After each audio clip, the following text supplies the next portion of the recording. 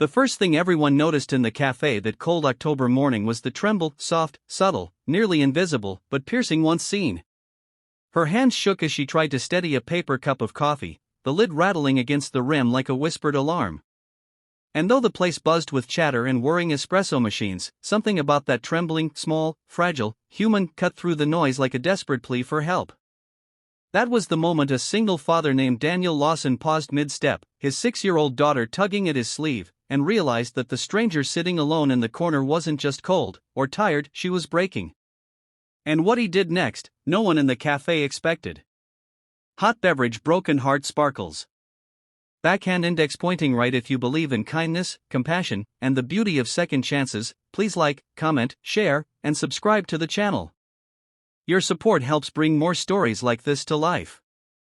From the outside, Daniel looked like the kind of man who had survived more storms than he'd ever admit.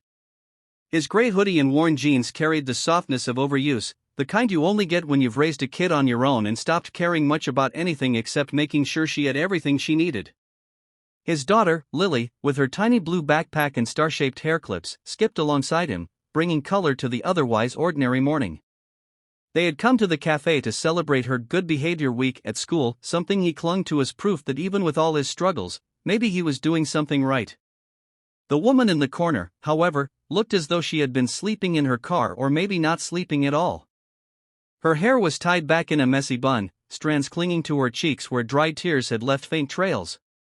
Her clothes were clean but wrinkled, the kind of wrinkles that come from being worn for too many hours or days. Her eyes were fixed on the steaming cup in front of her, but her hands kept trembling no matter how hard she pressed them together. Daniel noticed it instantly. Years of caring for a child with asthma had taught him to catch the subtle signs of distress. Lily noticed too, but in the innocent, curious way only children can. She tilted her head, the little star clips sparkling as she whispered, "Daddy, is she okay?" Most adults would have shushed the question away, maybe turned the child's face another direction. But Daniel didn't. Something inside him, something old and aching, told him this was one of those moments that mattered. One of those choices that linger long after they're made. He led Lily to their table, set down their tray, but kept glancing at the woman. She was young, maybe late 20s, but fatigue made her look a decade older. Every so often, she wiped her palms on her jeans, took a shaky breath, and lifted the lid of her coffee just to put it back again. It wasn't the trembling that hit Daniel the hardest, it was the look behind it. A silent, desperate, exhausted kind of fear. He'd seen it before. Years ago. In the mirror. That first winter after Lily's mother, Grace, passed away from complications after childbirth, he remembered sitting in his car outside a grocery store, hands shaking on the steering wheel, terrified that he wasn't strong enough to raise a baby alone. Terrified that he'd fail her. Terrified of everything. He recognized that look now in a stranger. And it crushed something inside him. For several minutes, he stayed where he was, fighting the internal war, to help or not to help. To reach out or to mind his own business. People walked past her with their lattes and headphones, pretending not to see. It was easier that way. But ease had never been Daniel's luxury. Finally, as though pushed by an invisible hand, he stood. He walked toward her slowly, as if approaching a wounded animal that might bolt if startled. Lily stayed at the table, coloring a paper napkin with crayons from her backpack, occasionally glancing up to check on him. The closer he got, the clearer the details became, the puffiness around the woman's eyes, the pink swollen knuckles, the phone clutched so tightly it left deep indentations in her fingers. He gently cleared his throat, waited for her to look up, and when she finally did, those eyes, red, glassy, lost, met his. In that moment, everything inside him softened. What happened next was seen by every person in the cafe. And none of them forgot it. He didn't ask intrusive questions. He didn't overwhelm her with pity. He simply asked if she needed a warm meal. And when she opened her mouth to refuse, because pride, shame, or fear often forces refusal, her voice cracked.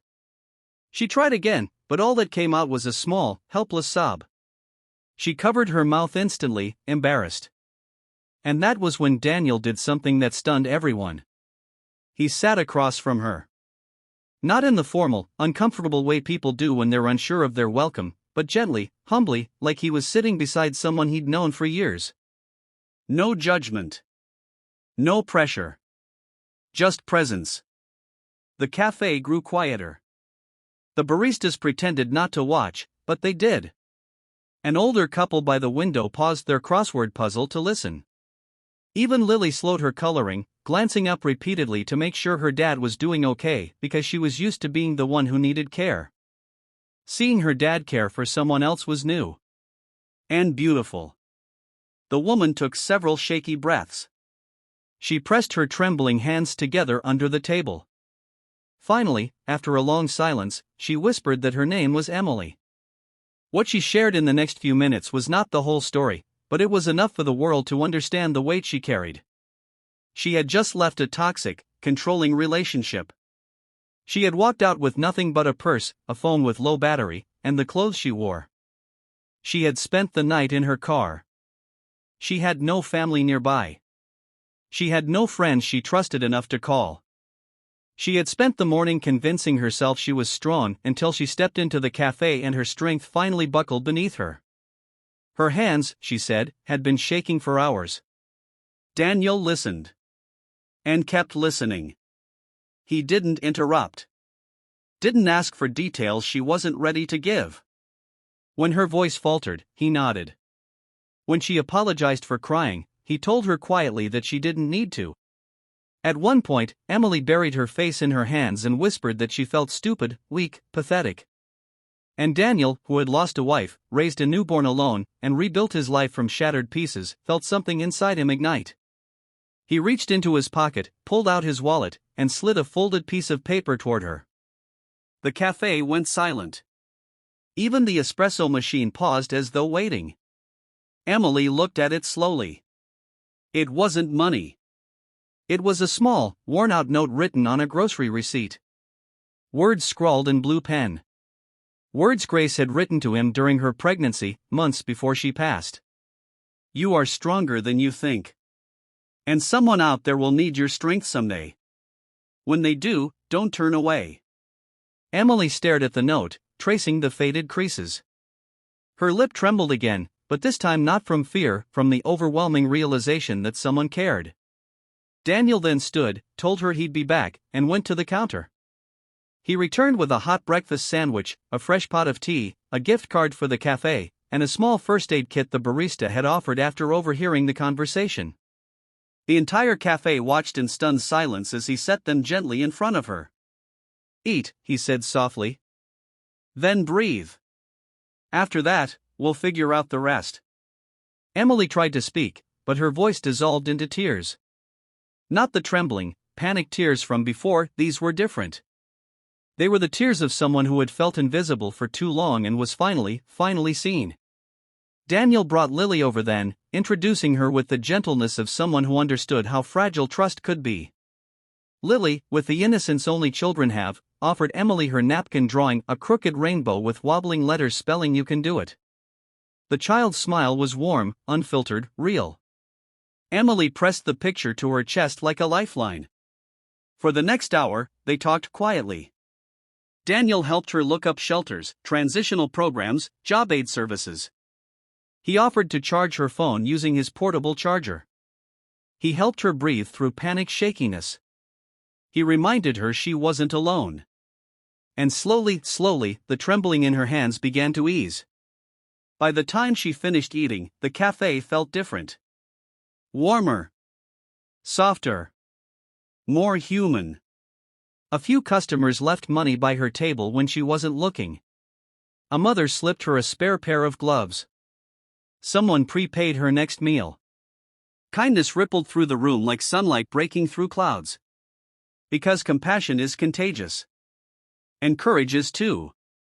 Emily wasn't magically healed that day. Life didn't fix itself overnight. But something essential shifted. She found a thread of hope. And sometimes hope, thin as it may seem, is enough to pull a person out of darkness.